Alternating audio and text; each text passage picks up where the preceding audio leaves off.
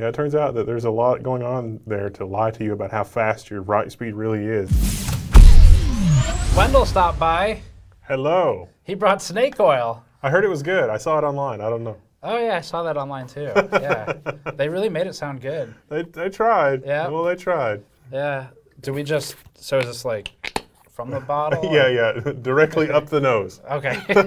This video is just gonna be fun. So I was in the neighborhood, and it was just like, I don't know. I have some random stuff around the office. I thought it might be interesting to talk about the changing role of PCIe in modern systems, because there's some really exciting stuff coming down the pike for servers, which might eventually make its way to workstations.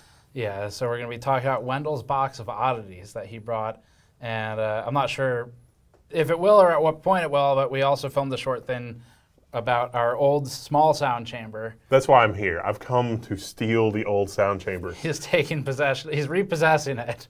The new sound chamber will contain the old sound chamber, which is just madness. So he's going to have that now, which may be some really cool stuff on Level 1 Techs at some point. So where do we want to start with this? Like, let's just do the what individual things did you bring? Before that, this video is brought to you by the Thermaltake swappable blade fans, available in 120 and 140 millimeter sizes. The new Thermaltake fans include 3 sets of swappable blades, so that even as you change builds or cases, you can ensure the LEDs are always presented on their best side. The swappable blades allow builders to get the fan frame out of the way of the lights by reversing the blade direction to reconfigure the fan as push or pull, while keeping the struts relatively hidden, and keeping the fan frame oriented one way. Swapping blades is done by applying pressure evenly to opposite sides, then pressing until the click. Each fan also has pin-to-pad connections for cableless daisy chaining, and you can learn more at the link in the description below. I brought a Kioxia CM7. This is a Gen 5 SSD, but this is a Gen 5 SSD that can sustain 14 gigabytes per second. So, you know, with modern M.2 SSDs, they'll heat quench or they will SLC write quench, and a lot of the time with enterprise-grade drives, they're a lot more expensive, but they don't really have they don't suffer from the same kinds of problems. Well, this is a complaint of yours that you immediately brought up with me, which is... Yeah, it's just the consumer. So, like, why isn't Gen 5 M.2 catching on as quickly as Gen 4, as quickly as... Because you go to a PCIe Gen 3 M.2, and it's a night and day difference from SATA. Why isn't it the same with Gen 5? And part of that's because latency, the latency of the storage, it doesn't matter that it's 14 gigabytes per second. But also, the performance is getting worse as we move to like 4 and 5 level cells. It'll run really fast for a little while for writes, but then it gets slower. And the more information that's on the drive, the harder time it has reading sometimes, and depending on the drive and the characteristics and the firmware and a whole bunch of other things. Enterprise drives don't really suffer from that, and it's still a 2.5-inch form factor. And so it's like we go from this to something on the motherboard, and maybe back to this, because... Also, that drive's remarkably light, I noticed. Yeah, well, this one's only 4 terabytes. These come up to 30 terabytes, and the 30 terabyte ones do have some heft. Okay. And in terms of power consumption, this is good for 25 watts versus you're limited to about 10 watts on an M.2. Okay. This thing, what's the top level of this? This is the other format. This is EDSF, E1S, and this is also E3.S, but this is a PCIe type connector. It looks like an M.2, but is in fact not an M.2 at all. This is a form factor showing up in servers and some workstations. Lenovo, for their new Threadripper workstations, is adopting this kind of a connector. Do you think this comes to consumer at some point? Yes. Okay. It's already there a little bit, at least in Lenovo workstations, but this is more like this or this should come to enthusiast performance because it gives you more power, it gives you better, easier connectivity, and also like one of the reasons I think that we didn't see this in Gen 4 as much in a lot of workstations is because it was hard to get error-free signaling. And so that's also part of the madness here. Like this is a redriver card. This is an M.2 to go to that EDSFF connector. And there's a redriver on here, and redrivers are expensive. And so this thing reconditions the signal, and then it works. Okay. And then this is a card that takes PCIe lanes from the motherboard and takes them out into an external chassis. There's a company called Liquid. I just got a Liquid PCIe fabric. And so you can have a small machine with those, and you can take lanes 16 at a time into an external chassis. It's like, I want to put 30 GPUs in a system. That's how you do it. Yeah, they can take a whole bunch of SSDs, put it behind a PLX bridge, and then give you insane speeds That's right. by just aggregating a ton of SSDs, which is kind of old hat now. But I love that PCIe is becoming the interconnect of everything. AMD at their MI300 event was like, oh, we're going to do Ultra Ethernet and blah, blah, blah. But it's PCIe and RDMA was what they were talking about. How do we do RDMA, like for copy from one system to the other? It's like, what if you could just plug PCIe from one computer to another? Like there's no peripheral. It's literally just PCIe lanes from computer A to computer B. Then you're simulating hardware, not really. So I was going to ask from a communication standpoint, that seems to me like does it introduce an additional something to bridge the communication? Yes. Okay. And so, but it takes stuff like, think about when you've got an Ethernet connection. Even if you've got the fastest, 400 or 800 gig Ethernet, you go computer, PCIe, 800 gig Ethernet, there's a transceiver there, and then some physical connections, and then physical connections on the other end, and then blah, blah, blah, back to PCIe. And RDMA is one of the things, remote DMA. So it's like we're gonna, from this computer, you can remotely, directly access the memory, DMA, direct memory access, over the network. But what if you eliminate all that stuff and you just have a PCIe connection? Way less complicated, way less latency, and the latency is the killer. And so that's why this is really exciting, because PCIe is finally branching out and doing everything. So latency ends up being, from what you were saying over on this side too, being problematic for storage as well? Yeah, because I guess like, to me, I don't work in storage at all, but especially not enterprise grade stuff. And so I feel like I probably wouldn't really notice the latency problems you might be talking about in your side of the industry in a consumer use case, but maybe I'm just not privy to how much it matters. It is, if you used the highest end enterprise drive in a gaming computer, it would feel night and day different to you. Okay, you think so? Yeah, all right. So pretty sure. Maybe that's what I should do. Maybe I should build something and come down and just be like, all right, this is as fast as I can possibly make it. We could do a blind test. I mean, that might be cool. Yeah. And it has to do with random I/O latency. So it's not like loading a game level. Like these fast drives are nice when you're loading a game level. It's like, oh, I loaded the level really fast. But booting the system and just randomly doing stuff. You know how different a computer feels? I mean, a hard drive to SSD is pretty obvious to me. So think about memory takes the edge off a lot. So if you have a system that has 16 gigabytes of memory, you can kind of feel the difference between insanely fast storage and not. If you take that 16 gig system and you take it up to like 64 gigs, launch your game once or twice, close it, and then launch it again.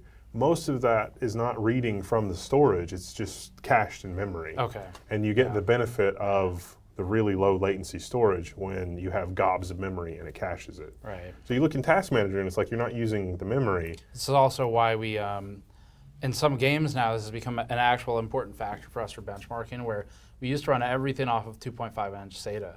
Because purely from a test curation, I'll use your word, janitor standpoint, it's a lot easier to work with SATA. You just move them around like nothing.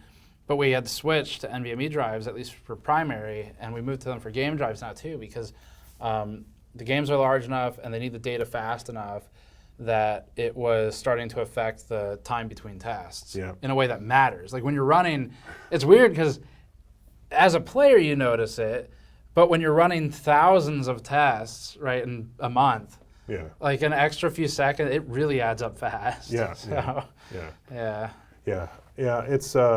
It's also true that PCIe is starting to be used for lots of creative things outside of everything else. Like there's Thunderbolt. I mean, everybody knows Thunderbolt or USB 4. So like this is the GPD Win 2023, but they've added OCuLink.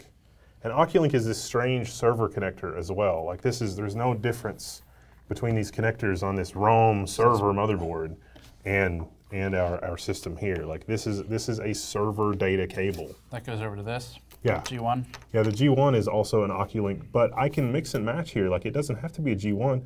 I can actually break these back out into, like this works. Like this is a thing. Like I've connected two systems together via PCIe. We heard you like computers. Yeah. Now, OCuLink, you had an interesting comment to me earlier about the connection cycle survivability. Yeah, so being like shockingly low. Yeah, so this is an internal server cable. Like this type of cable is only typically rated at 250 insertions. GPD has moved mountains to use an internal connector that's rated at like 10,000 insertions. but an internal connector on a consumer device rated for only 10,000 insertions is still kind of low.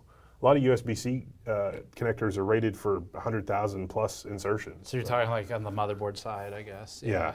And so you get into weird stuff. But like this OCuLink connection from this server motherboard into this 7600, this is basically a 7600 GT. This is valid. This will work. This GPU will show up in the system, and this is perfectly usable. Cool. That's kind of neat, actually. Yeah. What do you have here? What are our options? So OCuLink is not super awesome for Gen 4. It is a little tough to get it to work at Gen 4. And in fact, this cable that's bundled with this does not reliably work at Gen 4 with all devices. Okay. They've done some magic in here, and they've done some magic in here that mostly these will link up at Gen 4. But like Minis Forum is another, they make small form factor machines. They also have OCuLink ports on their small machines now. And it's hard to get a Gen 4 connection with this cable. You have to use a shorter cable. There's signal integrity issues and blah, blah, blah. So those actually start showing up at length for this? Top of your head, is there kind of like a threshold where it gets really bad? Or? No, it also cable quality and a whole bunch of other factors. Okay. So, and this is one of the problems that plagued Gen 4. This is, I think, why we didn't see U.2 drives in workstations, because it was hard to get. A lot of the time they recycled SAS connections, which is like another server standard. They just like, we need a high-speed connector. It's like, oh, we'll just use that one. And it hasn't worked out. It's not reliable. People would try to use those kind of drives, get frustrated, and then it was customer service nightmare and blah, blah, blah. Okay. Enter MCIO. MCIO. Yeah, and so this is an 8-lane MCIO connection. And this is like Cool Edge or something? Yeah, Mini Cool Edge. Okay. And what does, sorry to interrupt, but if we can start on the name for a second, what does it mean? it's a different kind of connector. And this connector is the first connector that is actually kind of working for Gen 5 and Gen 6. Okay. It's not fully certified for Gen 6 yet, but this is very promising. And so like this cable with this Kioxia CM7 in the modern like Genoa server motherboards is awesome. And this works reliably. Like this cable at this length at Gen 5 signaling speeds is awesome. Now, we were just on the struggle bus with Gen 4 and this cable, and then you're telling me this one works at Gen 5? I mean, it's a similar construction, it's a similar architecture, where they've actually hidden some electronics in the connectors. Okay. And you have things like this for the redriver. And so there's a lot of black magic going on here. But ultimately, it means that you will have a reliable PCIe style connection for your storage drives, and because it's direct PCIe connection, it's the lowest latency possible. Let's talk about your use of the word reliable there. So, I mean, what really are you talking about when referencing unreliable connection? So you can have strange stuttering from your machine when it doesn't have a connection, and eventually it'll drop down to like PCIe Gen 3. Okay. But it's not even necessarily guaranteed to be reliable at Gen 3. Like you could have a Gen 5 device that drops to Gen 4, drops to Gen 3. So you have definitely a potential speed impact if you're deranking the generation, and then blue screens could be common. Programs could crash. Incorrect information can be returned. That's bad. Those are on people trying to build workstations around this, like people using this OCuLink connector with the wrong types of stuff upstream to connect to drives, introduced all those kinds of issues. A lot of the time, server vendors, when you would contact them, would say you can only use this kind of connector to go to a backplane. Don't connect it directly to a drive, connect it to a circuit board that has redrivers, and then connect your drive to that. And so that's why I think we haven't seen any adoption in a workstation. And for consumers, you can forget it. If you sell something like this in Best Buy and it's not plug and play, the return rate is going to be like 35–40%. At least. I haven't had any hands-on time with this, but I was watching Wendell work with it, and there's some really cool small features. Yeah, so you can. It's the GPD. It's just the. Like this is what I like, the hidden storage compartment for. Yeah, you can literally just pop those out. It is mind-blowing how fast this is. This is the 8-core 7840 HS. This is the 64 gigabyte model.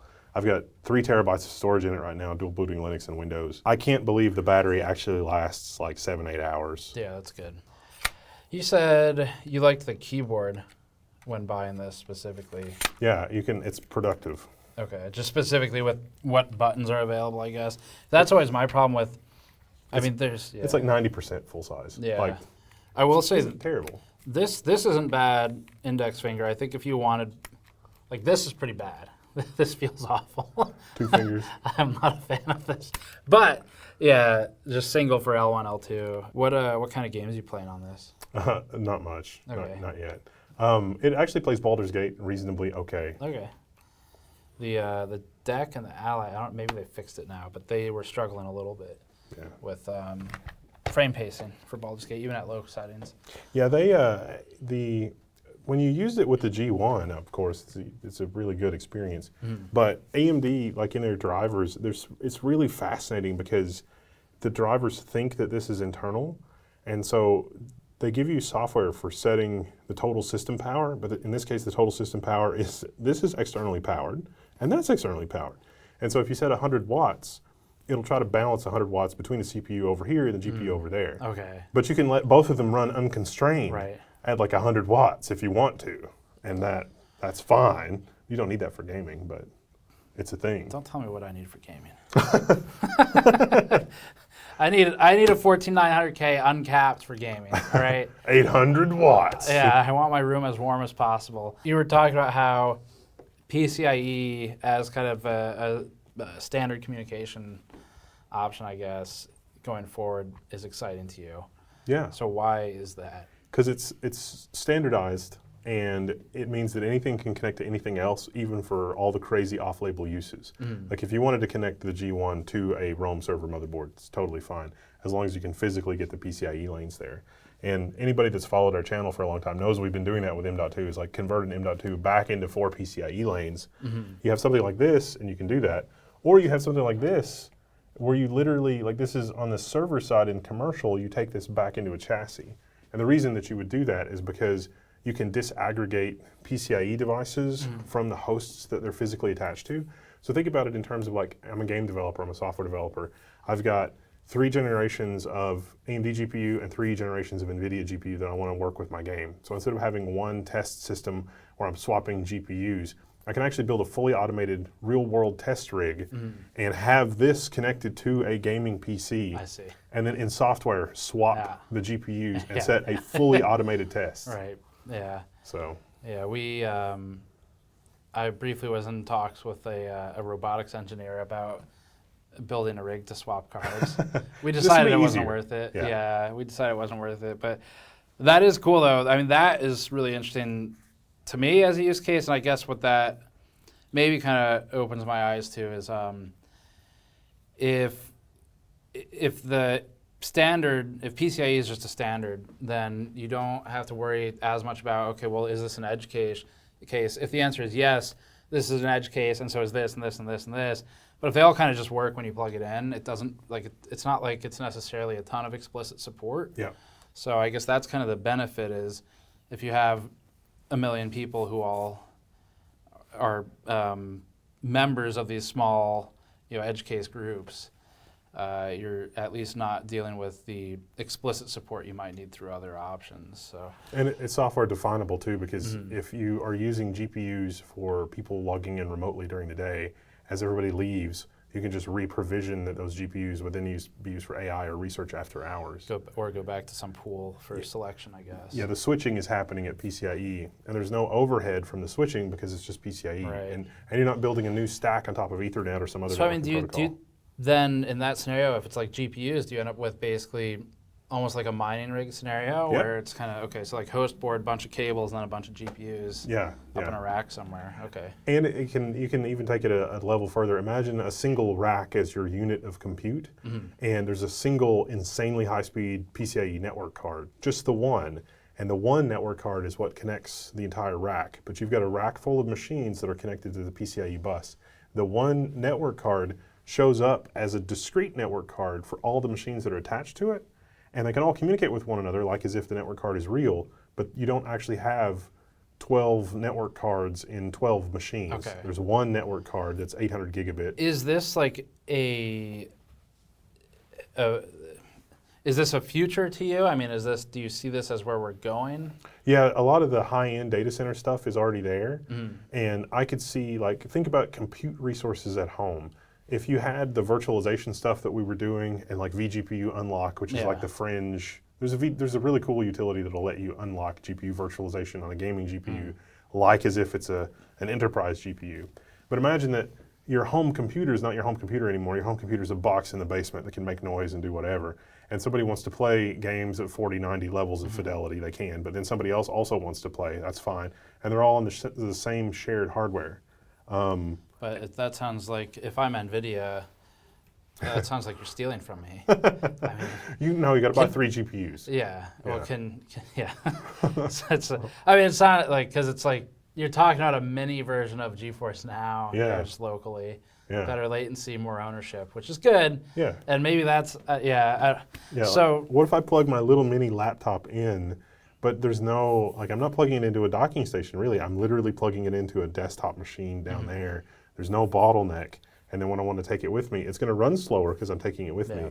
But everything, lives with me. Everything lives in a virtual machine. I think that's probably our future one way or the other. Well, and so that's the part that concerns me is the other. Because the one way sounds good. The other is, I think, and maybe this is worth talking about for a minute, but going in the total lack of ownership direction, because he will own nothing and be happy. I don't want that future. That's bad. Yeah, and I feel like you see that materializing with like GeForce Now, bringing that up again, but where NVIDIA is kind of not really engaging with the low-end market right now. Yeah. Although there's rumors of a 56 gigabyte in like a month, but that doesn't really count. I think the best example of that has also been Sony lately, because Sony's like, oh, we're going to turn off all your stuff in your library. And it's like, but I bought that. Well, it turns out you didn't actually buy that. You were just renting it for a really long time. And it's just, that's, what? No. Yeah, and that's why if I were to be a conspiracy theorist about it, I guess, if a company is in a domineering enough position where it can leave a certain segment alone, so like low end, and just say, look, if you want NVIDIA, you got to subscribe to GeForce Now. I think that what you're talking about is Gabe Newell saw the writing on the wall, and I think that's why he went in the Linux direction for the Steam Deck. And think about like the Steam consoles and everything else. Like Microsoft was saying, we have a gaming solution. That's the Xbox. If you want to play Xbox games on your Surface, we don't have to put a good GPU in there.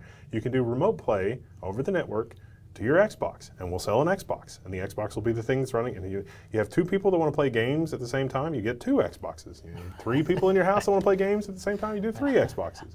But you can play it on a living room TV, you can play it on your Surface, you can play it everywhere, and ta-da, it's Xbox. And so Gabe Newell saw that and said, no, that's not good for us. Valve going that direction, they've been successful with it, I think it's fair to say, with the Steam Deck. I think that people have experienced enough of Sony's actions in other contemporary scenarios that is why the pendulum is swinging the other way. So there was one of my family members experienced, it was Netflix. They tried to find, there was a show they were watching on Netflix, and then they got busy and they came back, and then here it is a couple of months later, and they're like, oh, I can finally sit down and finish my shows. And it wasn't on Netflix anymore. Okay. And they're like, I don't understand. And I explained it to them, and they're not really super computer literate. And they were like, well, I got, that's disappointing. And then they were like, well, is there an easier way for me to watch my DVDs? And I was like, well, yeah, you can, you hook up a DVD player to your computer, and then here's some software, and then and so I set him up, some stuff, and then he can do some stuff on his own. And now he's watching his movies on the computer, not through Netflix, but he can also watch on his phone and remotely and stuff. Right. And I didn't hear from him for a couple of weeks. And then like a week ago, he sent me a picture, and I was like, I got a really good haul from the flea market, and it was just milk crates full of DVDs. And so he's got his little rig set up, and he's just copying it all to his computer. He's like, I'm building my own Netflix. And it's like, people have gotten burned by stuff like that, and they're like, no, I'm done. Yeah, it's like the hard swing back the other way. We've been talking about this, like, when we were talking about websites, because Wendell rebuilt the website, one of the phrases you kept using was, you were talking about pendulum swinging back the other way. Yeah. And I'll let you explain, but I think that came up when we were talking about YouTube, Reddit, Google, large consolidated services. Yeah, eventually those services can't help but get worse because they change hands. Somebody buys them, and if somebody buys them, they expect to get the money that they paid back and then some.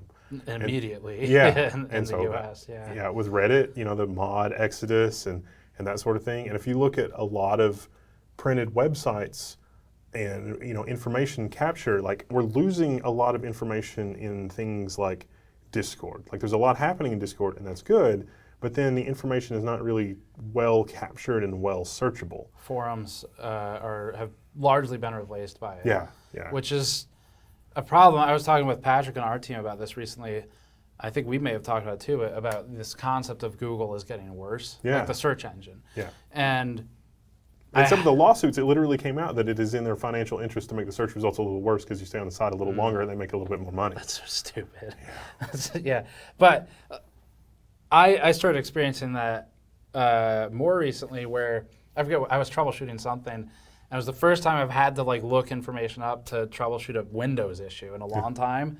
And so all I needed was some steps to click through the interface. And I think part of the useless results I got returned was a result of forum discussion moving, because you're left with these maybe AI-generated, basically spam sites, right? That are like, it's like the cooking websites. It's like, here's my life story written by maybe AI, and here's the 3 steps that might not work. Well, if you imagine Reddit how it's supposed to work, it would be a great resource. It's like, I would like to learn how to not kill a bonsai tree. And then it's like, oh, there's a subreddit for that that's about care and feeding of bonsai trees and the different species and how you can help them grow and so on and so forth. That is very valuable. And if you're a search engine, you can look at that and say, okay, human beings are probably preventing spam and they're probably curating the content a little bit on Reddit. We can naturally or deliberately rank Reddit a little higher. Whereas when it's AI-generated stuff, it's like the search engine doesn't know. It's like, well, this is original content and it seems applicable to what you're talking about, but I don't know if this is an individual, I don't know if this is whatever. Because anybody can just host anything. But if it's going to survive on Reddit, you're going to get downvotes, you're going to get stuff, and so all of a sudden it's a weird situation where that's more valuable. And then people consolidate there and they flock there, and then the trap is sprung and you have to like, pull the rug, and then Reddit suffers and blah, blah, blah. So for what you're doing for the Gamers Nexus website is publishing information without newsletter pop-ups and without BS and without insanity. And so it was like, yes, I'm motivated to work on this. This will be fine. Right. But I think on the pendulum swinging stuff, YouTube has been part of that, and we talked about this in our announcement video for the site, but one of the things that bothered me when we explicitly and intentionally moved away from web publishing because I couldn't keep up with it was I'd see it firsthand where someone on the team like Patrick is writing a new case review and he wants to pull up the article to reference what we said, what our numbers were, what our conclusions were, because archivally and historically, it normally makes more sense to operate that way than to look through the video. And videos are obviously fantastic. They're extremely useful things. Very information dense, potentially. They can be extremely information dense. And then, but the problem is it's not really, it can be searchable, but it's not really searchable at like a Google level. No. And they've tried that. And it's... Like you could pull up if you know the thing you want is in the video, and then you pull up the transcript, now you can control F the video. Yeah. But, Google has experimented with some search results where like you search for some things and it's like, this is in the video, the thing that you're looking for. But I think that there's an intersection of like AI and large language models that are going to probably do away with conventional search engines, but they will be able to take you to the piece of content that made them give you the response that they did. And maybe that'll be the happy medium of like, oh my God, they're stealing my content to train the AI versus, because if you had an AI assistant that was, hey, go through Steve's catalog and figure out where he talked about the quirks of this particular power supply because I'm doing a build and this cable looks weird and I don't know why it won't shove in the power supply. Do you see anything relevant to that? And if the AI is like, boom, I got you, then that would be really handy.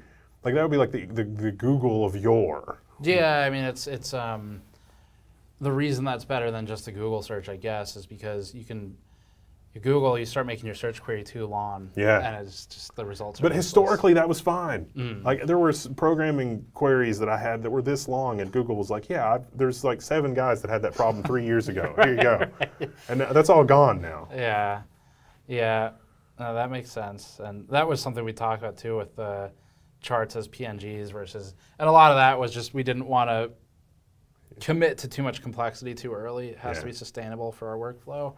But then there was also the discussion of like, well, it's easier for bots to scrape the data and or just miscreants. Yeah. These are my results, and it's like this is like the Gamers Nexus result plus I made one. This. Yeah, equals rand between add some integer between 0 and 10. The last piece we haven't really talked about is this, which is actually something that I brought to the table, but Wendell brought the motherboard. I, however, am going to hand this to you. Oh yeah, you have a mystery CPU, and the question is, will the mystery CPU boot or will bad things happen? So I think we're going to find out. Yeah, this was provided to us as part of our AMD Lab Tour documentary, where at the very end of it we show how the IHS is etched, or lasered, whatever the correct word is. And so they rate Welcome Gamers Nexus, and we were told this is dead, and it might be, but companies have given us CPUs in the past that they said were dead, and they weren't. And there's a lot of reasons I can think of for that. Many of them not relevant, on the front end, but this one I honestly think it's probably just, the reason I suspect it might work is, not to build it up too much, is because I think it's probably easier for them to take just any functioning CPU out of their line than it is to go dig one out of the trash. So for demo purposes, they might have just taken a real one. Now you're going to need a power supply and 1 stick of registered error correcting DDR4 memory. 00 is, it doesn't know. Oh. I hear coil whine though. You can test that in your new sound chamber. But I suspect that it is probably a Threadripper or Sienna CPU. Let's see if there's any pads that are damaged. So I did this with some CPUs I got off of eBay, and the pads blew off on some of them. After? Mm-hmm. Nice. How was the motherboard? It still worked. Okay. Cool. It might have been this one. Socket looks good too. Okay, well that was worth trying. I don't know if it'll make it in the video or not. Yeah, it looked kind of anticlimactic. It's like on the 1% chance this was going to explode, we wanted it on camera. Or turn on. That would have been nice too. Well, thanks for all the discussion and also for trying to see if the CPU did anything. No worries. It didn't. The CPU did not do anything. Spoiler alert. Yeah, I think they know by now, sadly. But no, this is cool. For anyone who wants to see more of this kind of stuff, you can listen to Wendell over at Level1 Techs. I like rambling. Rambling's good. I like going fast. Like, we need workstation storage. There was a couple people on the forum that had like, I'm just casually shuttling around 400 gigabytes of data on flash. Why does it slow down after 100 gigabytes? And it's like, do you not know the secrets of modern flash storage? You're going to need to buy some real enterprise storage. You're not going to get that from an M.2. Come on. Yeah, we get, for our external NVMe drives for moving games around between systems, we cap out at 700 megabytes per second or something in a lot of cases. Pull and push from the server. So we're limited there. But then it dies hard. Yeah. Down to like 30 megabytes per second. Yeah. So, yeah. Yeah, it turns out that there's a lot going on there to lie to you about how fast your write speed really is, and then once you hit the limit, you're stuck. It's got to catch up. Yeah. Why is it so slow? It's like, well, that's the design. That's why. So learn more about it at Level1 Techs. And thanks for having me, and thanks for the sound chamber. Yeah, thanks for taking it. Thanks for freeing up space in our office. Woo! And we'll see you all next time.